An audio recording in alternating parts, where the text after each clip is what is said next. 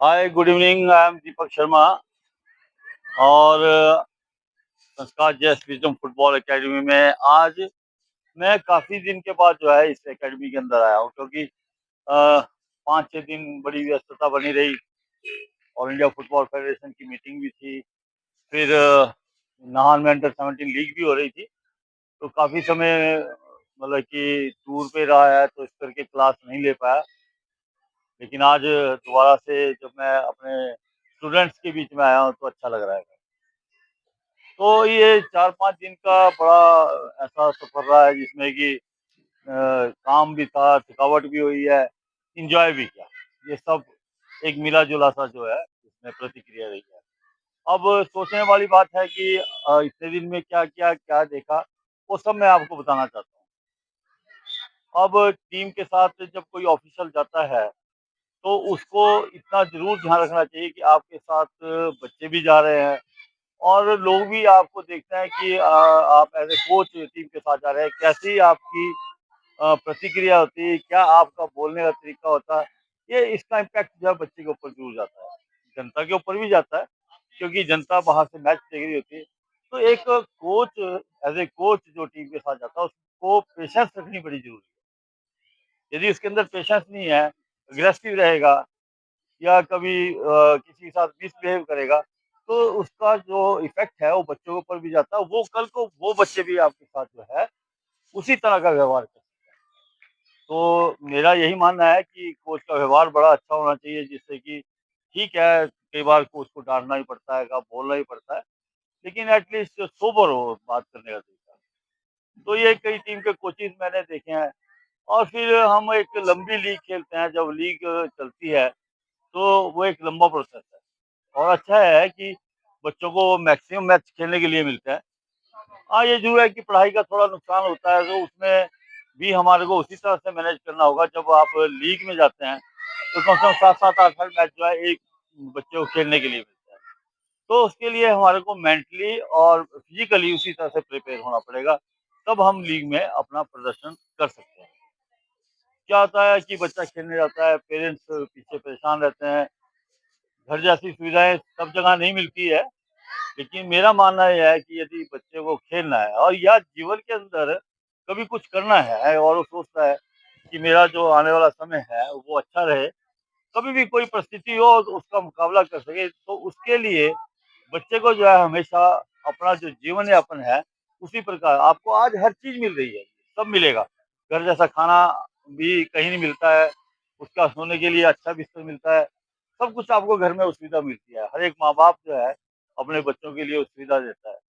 लेकिन जब आप बाहर खेलने जाते हैं तो कई कठिनाइयों का सामना करना पड़ता है। वो उतना अच्छा बिस्तर नहीं होगा, खाने के लिए नहीं होगा और वो हमेशा जो है एक उससे कठिनाई में रहता है। लेकिन अब यह माता-पिता को भी समझना पड़ेगा और बच्चों को भी सोचना पड़ेगा, जो कठिनाई है, जो उनको वहाँ पे सहन करनी पड़ती है, वो कठिनाई उनके आने वाले जीवन के अंदर जब वो अपने जीवन में खुद चलना शुरू करेंगे, तब उनको उस कठिनाई जो उन्होंने सहन करी है, वो उनके अपने जीवन के अंदर काम आने वाली है। भगवान ना करे, कभी आपके ऊपर कभी ऐसा वक़्त आ जाए कि आपको वो सुविधाएँ जो घर में माँ-बाप ने दी आगे ना मिले, संघर्ष हो रहा हो लाइफ़ के अंदर, तो उस समय पे वो कभी भी जो है, वो हिम्मत नहीं हारेगा। वो जीवन में अपना जीवन जो है वो लड़ने की उसमें रहेगा, हमेशा संघर्ष अच्छे प्रकार से करेगा।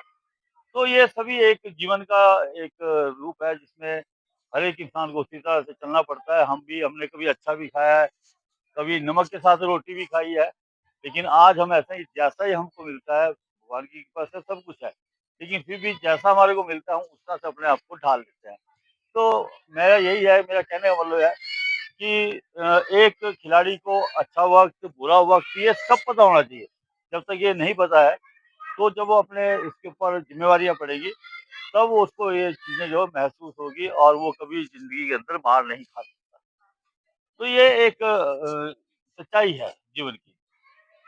फिर हम देखते हैं टूर्नामेंट के अंदर टूर्नामेंट होता है और उसमें हमारी क्या जितने हम लोग मैं भी उसमें इंक्लूड है, हम देखते हैं कि हमारा जो मुख्य स्थिति है वो क्या है? मतलब कि हमको उससे क्या रिटर्न मिल रही है? वो रिटर्न को देखते हैं, हम उसका जो है पूरी एक खाका बनाते हैं और उसके हिसाब से हम वो जो है। लेकिन मेरा मानना ये है कि मुख्य अतिथि यदि आपने कोई एक सिंपल आदमी भी आपने बुलाया है, तो उसका आदर सत्कार बिल्कुल उसी प्रकार होना चाहिए, जैसे आप एक मंत्री का करना चाहते हैं। यदि आप उनमें भेदभाव करेंगे तो आने वाले समय में और एक आम आदमी में और उसमें जो है वो एक ही बात हो जाएगी, क्योंकि जब आपने उसके आगे मुख्य लगा दिया है, तो वो मुख्य ही है, वो और लोगों से अलग है। तो ये एक मतलब कि आपको प्रोटोकॉल का हर चीज़ का जो है थोड़ा पता होना चाहिए, किस तरह से हम कैसे उसको करते हैं, को ऑर्गेनाइज़ करते हैं। ये मतलब कि कोई भी चीज़ ऑर्गेनाइज़ करनी जाए उसके लिए एक पूरा जो है आपका जो है दिमाग के अंदर हर एक चीज़ होनी चाहिए कि हम किस तरह से है उस फंक्शन को कामयाब कर सकते हैं। छोटी-मोटी कमियाँ सब जगह होती है, ऐसा नहीं होती है। लेकिन ये भेदभाव नहीं होना चाहिए कि कौन अच्छा मुख्य अतिथि है, कौन कितने ऊँचे पद पे बैठा है, कौन कितने नीचे पद पे है, या उसका महत्व मेरी ज़िंदगी में क्या है, उसको उतना मान-सम्मान दो। इस आदमी का महत्व नहीं है, तो इसको कम मान-सम्मान दो। ये चीज़ जो है फिर एक बड़ी गलत हो जाती है, ये हमको देखना पड़ता है। तो जहाँ तक मेरा मानना है कि मैं एक सिंपल आदमी को जब भी कभी अपने फंक्शन में बुलाता हूँ, उसको अच्छे से उसका आदर-सत्कार, मान-सम्मान जो भी मेरे से बन पाता है वो मैं करता हूँ। उसको कभी ये भावना मन के अंदर नहीं आती कि यार मेरे को पूछा नहीं है। तो ये सब चीज़ें आहिस्ता-आहिस्ता इस चीज़ों में सुधार होना चाहिए और मेरे को लगता है कि हम आगे हमने बहुत सारी लीग अभी करनी है, टूर्नामेंट होने हैं। अभी हमारी सीनियर स्टेट चैंपियनशिप पेंडिंग है। ये सब हमारा जो है इसी अपना जो प्रोग्राम है उसके अंदर है। तो मेरा यही मानना है कि जो भी आप कार्य करते हैं, उसको पूरी निष्ठा के साथ करें, जिसमें कोई भेदभाव ना हो और उसके अंदर पूरी आपकी जो है आपको ऑल आउट होके जो है काम करना चाहिए। तो यही आज की मेरी जो बातचीत आपसे थी। अभी बहुत समय हो गया है, मैं इतना ज़्यादा टच में नहीं रहा वीडियो में, उसके लिए मैं क्षमा चाहता हूँ।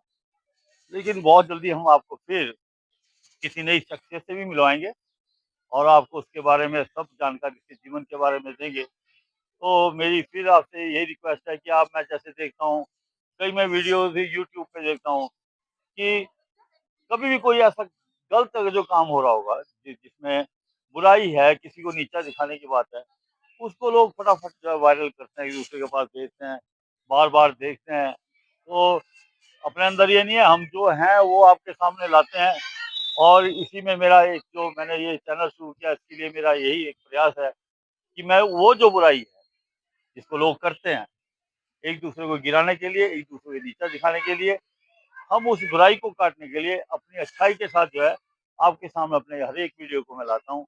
आपको अच्छा लगता है, आप सब्सक्राइब करें, शेयर करें और अपना कमेंट ज़रूर करें, जिससे कि हमारे को आपसे शिक्षा मिल सके और आने वाले समय में हम और ज़्यादा इसके अंदर सुधार करें। नेक्स्ट वीडियो में फिर मिलेंगे हम आपके साथ। जय हिंद, जय भारत।